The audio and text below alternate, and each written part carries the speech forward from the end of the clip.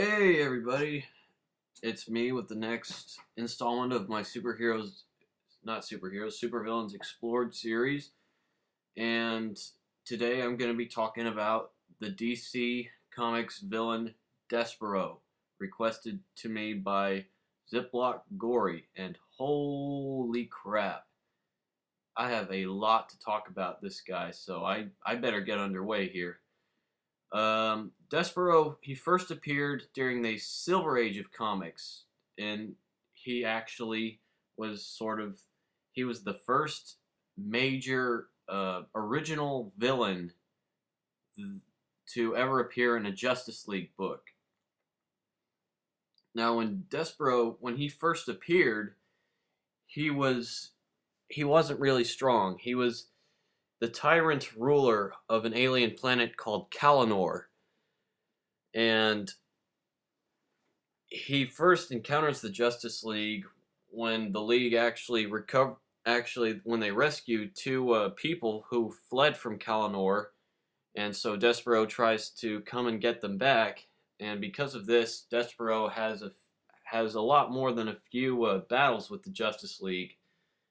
However, Despero is eventually overthrown, and he's no longer the ruler of Kalanor. And when that happens, he manages to escape his prison, and he finds this mystical, magical force called the Flame of Pytar, which turns him into this enormous, unbelievably, retardedly overpowered being.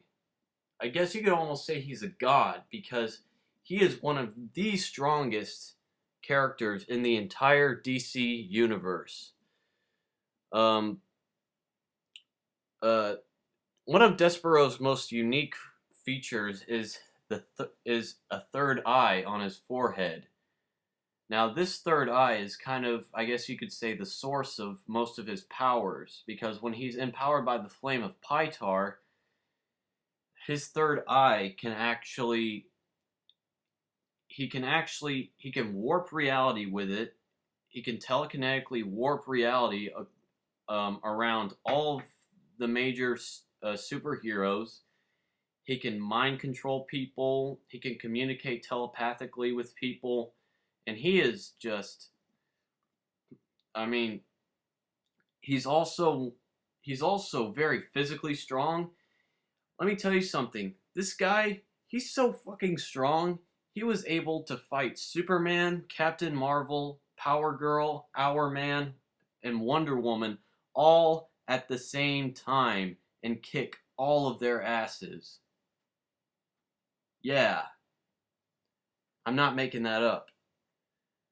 This Despero is a beast. He is an unstoppable force of nature in the DC universe.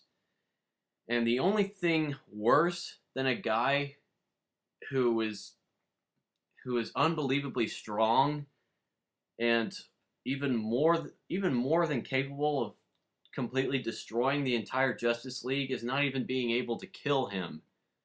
I'm serious. Like, you can't kill this dude.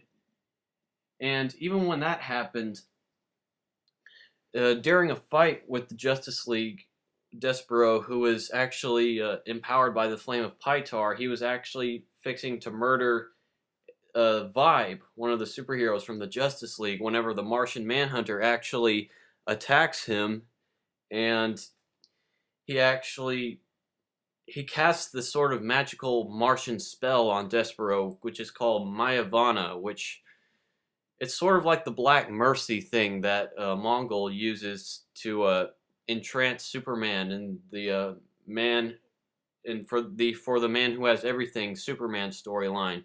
That's sort of what John Jones does to Despero.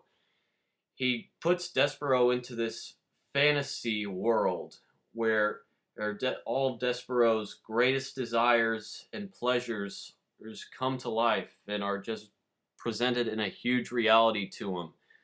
And so, when that happens, Despero is just in a state of constant pleasure and happiness. And when that happens, his body shrinks down and he sort of reverse ages back into a fetus. yeah, I know Martian Manhunter was strong, but I think I think he and Despero, I would want to see like a hardcore death match between them. Yeah, but anyways, Despero as a fetus, he is actually sold to this alien gas giant dude named Manga Khan. Eventually, Despero actually re-ages himself, and once again, he goes on a rampage again to fight the Justice League. Um, However, this time, oh yeah, one thing I should have mentioned, when Despero was actually traded to Manga Khan actually gave the Justice League his personal robot, whose name is Elron. And when Despero re-ages and he attacks the Justice League again, um, Kilowog, the Green Lantern, Kilowog actually uh, he develops this collar to put onto Despero so that Despero can actually he can trade bodies with the robot Elron. Not trade bodies, trade minds. Despero's mind and consciousness are transported into the robotic, frail body of the robot Elron. And Elron's consciousness and mind is transported into Despero's body. And when that happens, the Justice League destroy Elron's body, and in a sense, they completely destroy Despero once and for all, or so they think. Elron, possessing Despero's body, actually, um, he actually goes on to become a very successful superhero. I think joining the Justice League Task Force or the Justice League Europe, one of those branches of the Justice League. However, this will come as no surprise to anybody, but Despero actually comes back as a ghost to haunt the Justice League. And when that happens, he starts taking possession of most of the League members, and he tries to make them all kill each other. So, yeah, my God, when I researched this guy, I could not even start to comprehend all the stuff I was reading. I knew Despero was strong, because, like, my only prior knowledge to him was the Justice League cartoon episode. I knew Despero was strong, but holy shit, he is strong. I mean, in his third eye, he can shoot like psionic magical fire blasts out of it.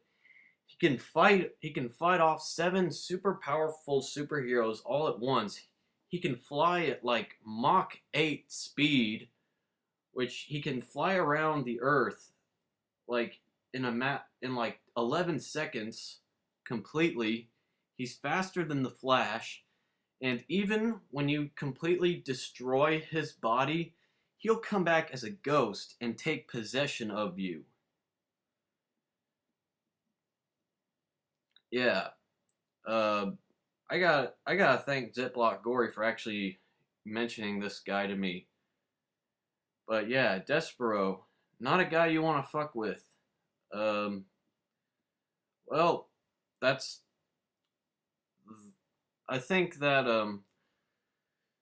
like he was shown in the Justice League cartoon, but that version of him, which was actually voiced by Keith David, I believe. I thought Keith David did a really damn awesome job as Despero, and he was also shown in Batman: Brave and the Bold, which is a much better representation of Despero. But I don't think either of these cartoons actually elaborated on just how strong this guy is. Okay, I don't. It would take all the superheroes and the supervillains of the entire universe, and even another comic book universe, just to kill Despero forever.